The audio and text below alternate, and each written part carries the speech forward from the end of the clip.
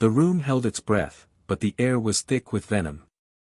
A low chuckle rippled from the far end of the boardroom table, where Richard Grayson, the silver-haired CFO, leaned back with a smirk that cut like a blade. "Could you repeat that, Ms. Carter?" "I'm afraid your accent makes it hard to follow," he said, his voice dripping with condescension, the kind that cloaked prejudice in a veneer of professionalism. Amara Carter stood at the head of the table, her hands steady on the polished mahogany, though her heart thundered. She was no stranger to this, being the only black woman in a room of suits who saw her as an anomaly, a token, a mistake. At 38, she'd clawed her way to CEO of Zenith Enterprises, a tech giant teetering on the edge of collapse when she took the helm. Her West African lilt, a melody of her Nigerian roots, had always been a point of pride until it became a weapon used against her. The boardroom was a battlefield, and today, the war was personal. 12 executives sat before her, their tailored suits and smug expressions a uniform of privilege. They'd spent months undermining her, whispering about her unpolished speech, her unconventional strategies, her very presence. Today's meeting was supposed to be her breaking point, a public humiliation orchestrated to push her out.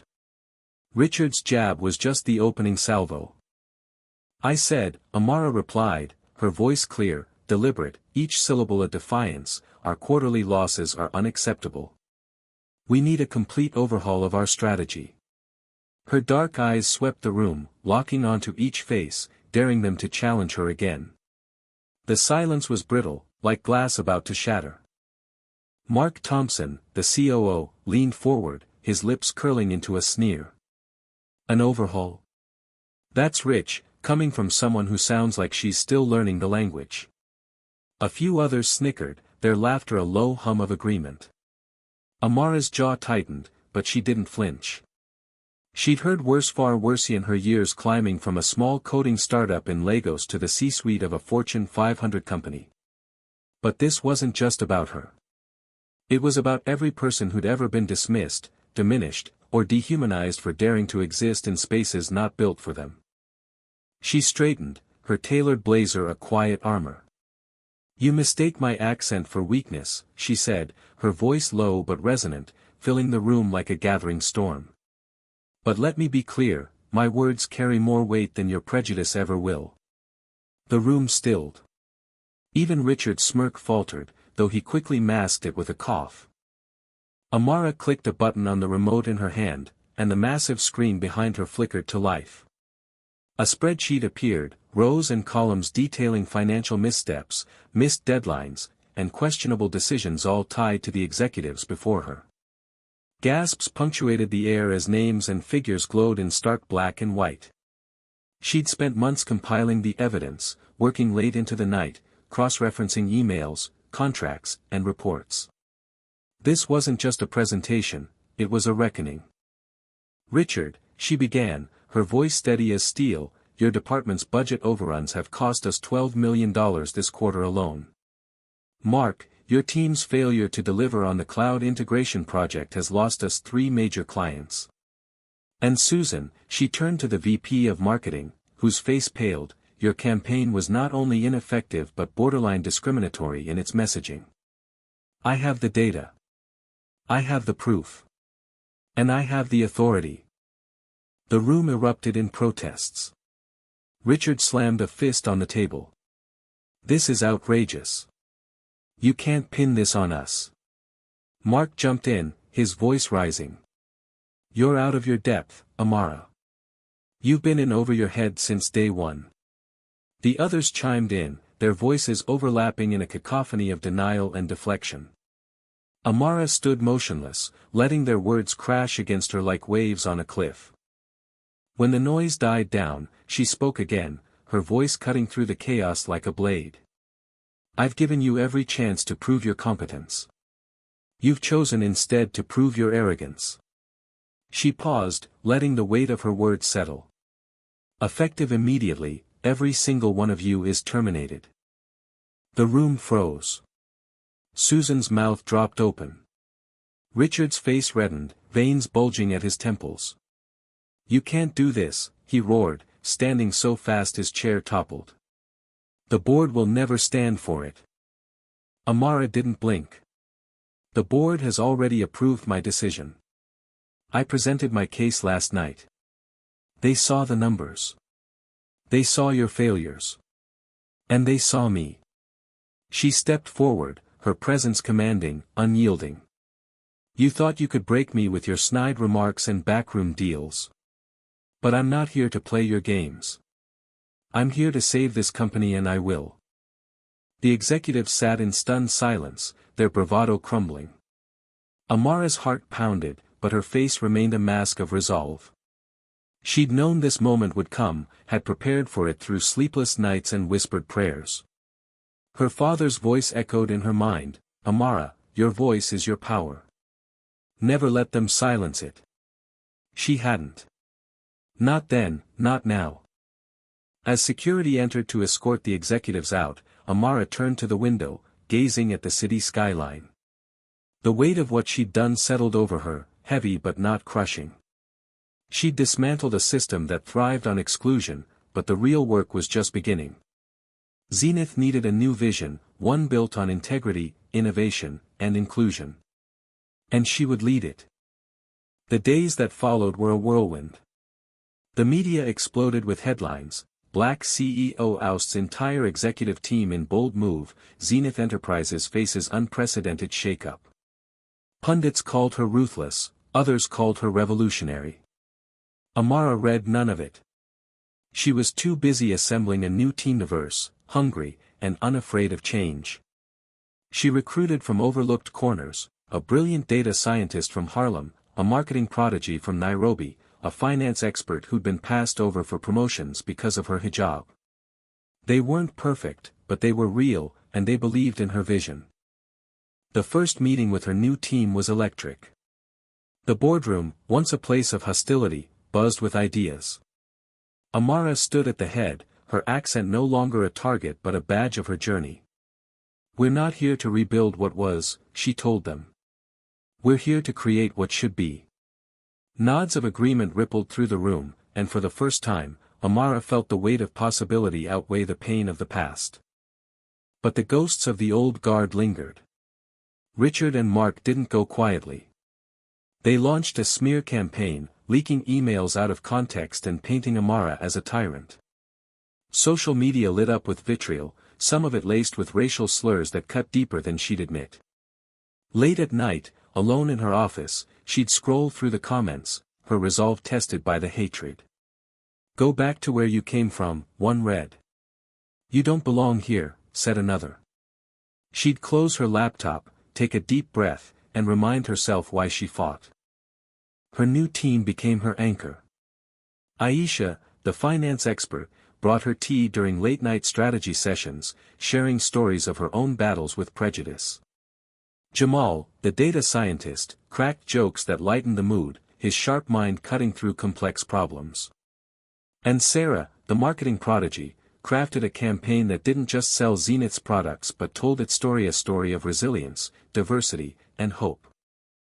3 months later, Zenith's stock began to climb.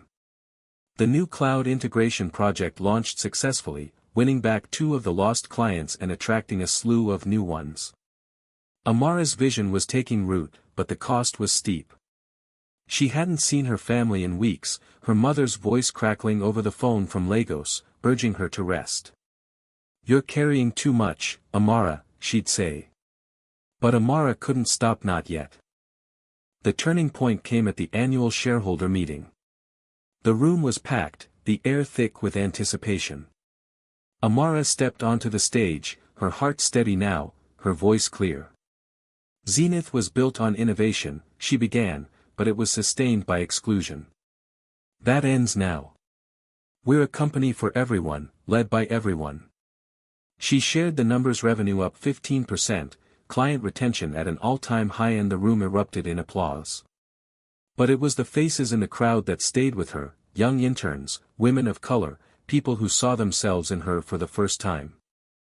As she left the stage, a young black girl approached, clutching a notebook. "Ms. Carter, I want to be like you," she said, her eyes wide with awe.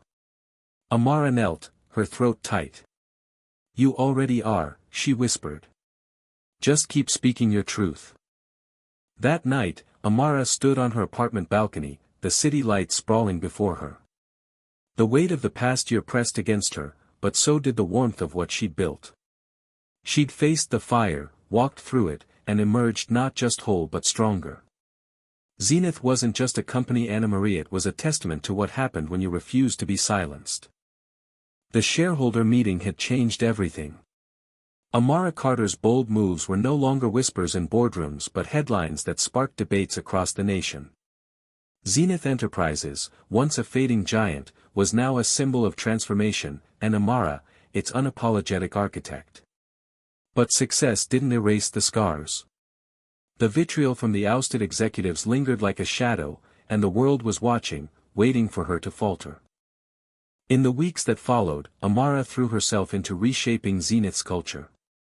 She instituted mandatory diversity training, not the perfunctory kind that checked boxes, but raw, honest sessions where employees shared their stories.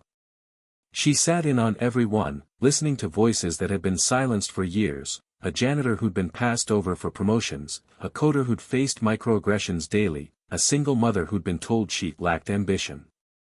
Each story fueled her resolve. This wasn't just about saving a company, it was about rewriting the rules of who got to succeed. Her new executive team was a mosaic of talent and grit. Aisha, now CFO, brought a precision that rivaled any Wall Street veteran, her hijab a quiet defiance in a room once dominated by conformity. Jamal, the data scientist turned CTO, tackled inefficiencies with a blend of humor and brilliance, turning complex algorithms into solutions that sang. Sarah, the VP of marketing, launched a campaign called Voices of Zenith, featuring employees from every level, their faces and stories plastered across billboards and social media. The campaign didn't just boost Zenith's brand, it humanized it. But the old guard wasn't done fighting. Richard Grayson and Mark Thompson filed a lawsuit, claiming wrongful termination and defamation. They painted Amara as a vindictive tyrant who'd fabricated their failures to push a diversity agenda. The media lapped it up, splitting into camps. Some hailed Amara as a trailblazer, others branded her a liability.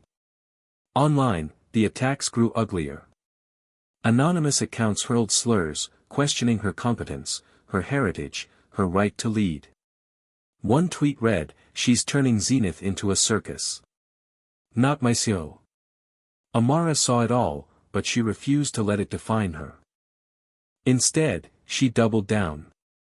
She met with shareholders, presenting data that showed Zenith's turnaround, a 20% increase in revenue, a 30% boost in employee satisfaction, and a client retention rate that outpaced competitors. "This isn't about me," she told them.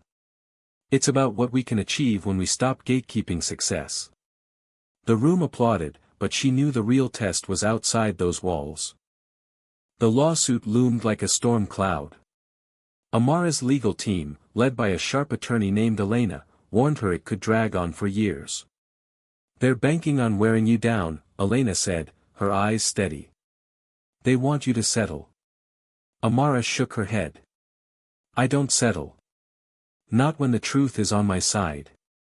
She spent late nights poring over legal documents, her desk a chaos of coffee cups and highlighted pages. Her mother's voice echoed again, "Your voice is your power." She clung to it like a lifeline. The turning point came unexpectedly. A whistleblower from the old executive team, a junior VP named Claire, reached out. She'd been silent during the boardroom showdown, her guilt festering ever since. Over coffee in a quiet diner, Claire slid a USB drive across the table. "This has everything," she whispered. "Emails, memos, recordings. They planned to sabotage you from the start." Amara's hands trembled as she took the drive. It was a risk Claire could be setting her up, but something in the woman's eyes, raw and remorseful, told her to trust. The drive was a goldmine. It contained proof of the old guard's collusion, emails plotting to undermine Amara's initiatives, recordings of Richard mocking her accent in private meetings, and a memo outlining a plan to leak false data to discredit her. Amara handed it to Elena, who worked around the clock to build a countercase. When the evidence was presented in court, the room fell silent. Richard's face drained of color, Mark's hands clenched into fists. The judge's ruling was swift, the lawsuit was dismissed, and the plaintiffs were ordered to pay legal fees. The victory was bittersweet. Amara knew the world wouldn't change overnight. The headlines shifted, Zenith CEO vindicated in court, but the online hate persisted. She channeled it into fuel, launching an initiative called Zenith Rising, a mentorship program for underrepresented youth in tech. She poured her own money into it, remembering the little girl at the shareholder meeting, her notebook clutched tight.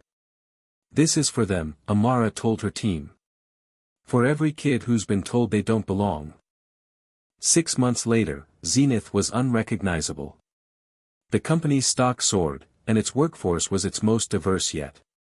Amara's office, once a sterile space, was now filled with color, a Nigerian flag on the wall, photos of her team laughing at a company retreat, a handwritten note from her mother that read, "You are enough."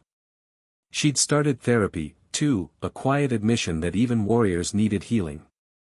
The sessions helped her process the toll of the past year, the sleepless nights, the weight of being a symbol, the loneliness of leadership. One evening, as she prepared for a keynote at a global tech conference, Jamal burst into her office, his phone in hand. "You need to see this," he said, grinning. He showed her a viral video, a montage of Zenith employees sharing how Amara's leadership had changed their lives. A janitor spoke of being promoted to facilities manager. A coder thanked her for creating a space where he could be himself. The little girl from the shareholder meeting appeared, holding up a coding project she'd built. The video ended with a simple message, "Thank you, Amara, for giving us a voice." Tears stung her eyes. She'd spent so long fighting, she'd almost forgotten what she was fighting for. The conference was a blur of lights and applause, but her speech was clear, raw, human. "Leadership isn't about power," she said, her voice steady, her accent a proud melody. "It's about lifting others up, even when the world tries to tear you down." The standing ovation shook the room, but Amara's mind was on the people who'd stood by her, her team, her family, herself. Back in her office, she found a letter slipped under her door. It was from Claire, the whistleblower. "I was part of the problem," it read. "You showed me what courage looks like. I'm sorry, and I'm trying to do better." Amara tucked the letter into her desk drawer, a reminder that change was possible, even in the hardest hearts. As Zenith's first anniversary under her leadership approached, Amara planned a company-wide celebration. Not a gala, but a community event open to employees, their families, and the kids from Zenith Rising. The event was held in a park, with music, food trucks, and coding workshops for kids. Amara walked among them, laughing as Jamal taught a group of teens to debug code, watching Aisha's daughter chase balloons, seeing Sarah snap photos for the next campaign.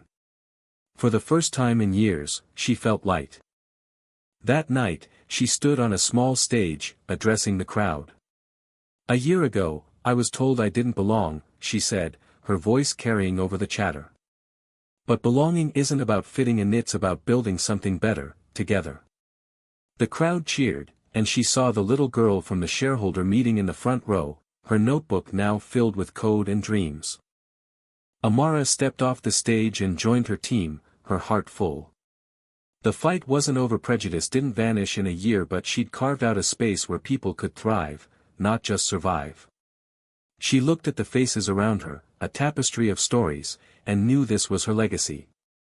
What do you think? Where does justice begin, and how do we navigate the conflicts that divide us?